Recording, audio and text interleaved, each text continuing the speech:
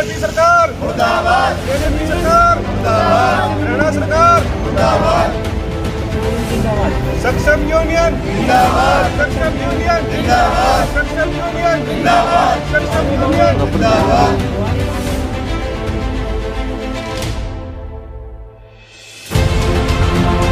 मेरा नाम पवन कसवा है जी और मैं सक्षम यूनियन जिला प्रधान हूँ सक्षम यूनियन का। तो आज हम पहुँचे जी अपनी मांगे लेके कुछ सरकार के समक्ष, या हम सक्षम युवाओं की कुछ मांगे हैं जो पूरी की जाए, और हम अपना ज्ञापन डीसी साहब को सौंपने जा रहे हैं मुख्यमंत्री के जी नाम। ठीक है, उसमें हमारी पहली मांग ये है कि सरकार ने एक हरियाणा कौशल रोजगार निगम लिमिटेड के नाम से एक डिपार्टमेंट बनाया है, और उस डिपार्टमेंट में वो ही बंदा फार्म भर सकता है भी जिसके पास कोई एक्सपीरियंस हो। हम सक्षम ने भी काम किया हुआ है, पर हमारे पास कोई एक्सपीरियंस लेटर सरकार दे नहीं रही हमें। अगर वो 3 साल का हमें भी दे दे तो हम भी अपना उसमें, अगर हमारे लिए कोई कॉलम आ जाए तो हम अपना उस डीसी रेट वाले फॉर्म में हम अपना रजिस्ट्रेशन कर सकते हैं। तो दूसरी हमारी मुख्य मांग है कि इसमें जहाँ जैसे भी सक्षम को ना काम और मान्यता जोड़ना टाइम पे नहीं मिलता, मतलब कि कई बार बच्चों को 2-2 साल तक काम नहीं मिलता, तो वो काम मिले सक्षम को, और हमारा जो मान्यता भत्ता है वो टाइम पे आए।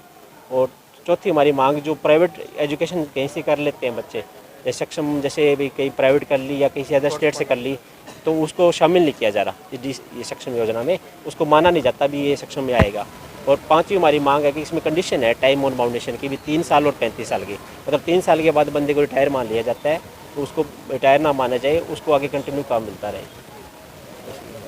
तो आज हम आए हैं डीसी साहब से मिलने, अपनी बातें रखने और अपने मुद्दों को सरकार तक पहुंचाने के लिए।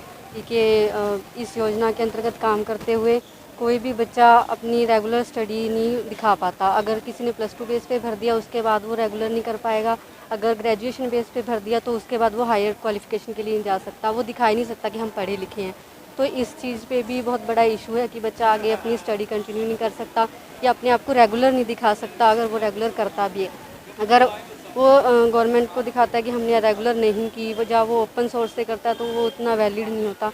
तो ये भी एक बहुत बड़ा इशू है। गवर्नमेंट को रेगुलर स्टडी वालों को भी इस चीज़ को भी दिखाना चाहिए कि वो रेगुलर स्टडी भी आगे कर सकें। अगर हमें 1-1 साल काम नहीं मिलता तो हम स्टडी भी नहीं कर पाते इस चक्कर में, और आगे वो काम दे भी नहीं रहे, और इसकी कोई ज़्यादा हमें वो भी नहीं मिल रहा, वेजेस भी कोई ज़्यादा नहीं है। तो यही मांग है सरकार से कि काम कितने दिनों से बंद पड़ा है? हमें तो काम लगभग 10-12 महीनों से नहीं मिला सर।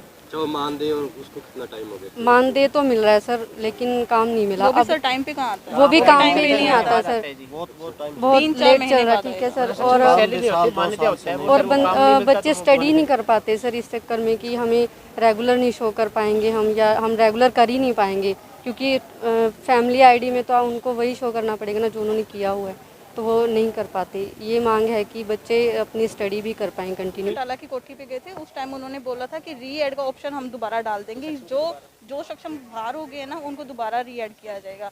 लेकिन उस टाइम को भी अब 2-3 साल हो गए लेकिन कुछ भी नहीं हुआ। तो आज आप ज्ञापन देने आए हो, अगर कोई कार्रवाई नहीं होती फिर क्या करोगे? सर फिर हम यहाँ पे धरना देंगे, और इसे जैसे किसान बैठे हैं ऐसे हम सभी आके बैठेंगे।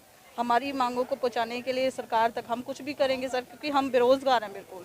3 साल से काम करने के बाद हम अब ना स्कूल ज्वाइन कर सकते हैं ना हम कहीं जा सकते हैं, क्योंकि हमारा आधार लिंक है और उसमें सबसे पहले यही शो होता है कि सक्षम युवा है, और अगर हम भत्ता ले रहे हैं तो हम वो कोई भी प्राइवेट काम नहीं कर सकते। सर बहुत बेरोजगारी है और इस चक्कर में बहुत सभी कैंडिडेट बहुत परेशान हो रहे हैं। मेरा नाम सुनीता है, मैं यहाँ से सक्षम से ही हूँ। मेरे 3 इयर्स कंप्लीट हो चुके हैं वैसे। तो अगर गवर्नमेंट जैसे कंडीशन लगाती है, या तो 35 की एज जिसकी पहले होगी उसको आउट कर देती है सक्षम से, या 3 इयर्स के बाद आउट कर देती है। अब 3 इयर्स कंप्लीट हो गया, अब हम कहाँ जाएं? भत्ता ले रहे हैं, जैसे कि मैम ने कहा कि ना तो हम कहीं और जॉब ज्वाइन कर सकते हैं, वैसे भी कोरोना काल के चलते वैसे भी प्राइवेट जॉब्स कहाँ रही हैं इतनी, उसके बावजूद अब हम कहाँ पे जाएं? या तो हमें भी सक्षम में सही कहा, जैसे हमारे प्रधान जी ने कहा कि भी ऑप्शन दो हमें, जो कौशल रोजगार निगम जो बनाया गया उसके अंदर हमें ऑप्शन दो। अगर ऑप्शन देते हैं तो हम वहाँ पे जो अपनी डीसी रेट की जॉब के लिए जो फॉर्म फिल कर सकते हैं, कम से कम हम, ठीक है गवर्नमेंट नहीं तो कम से कम डीसी रेट पे तो सेट हो।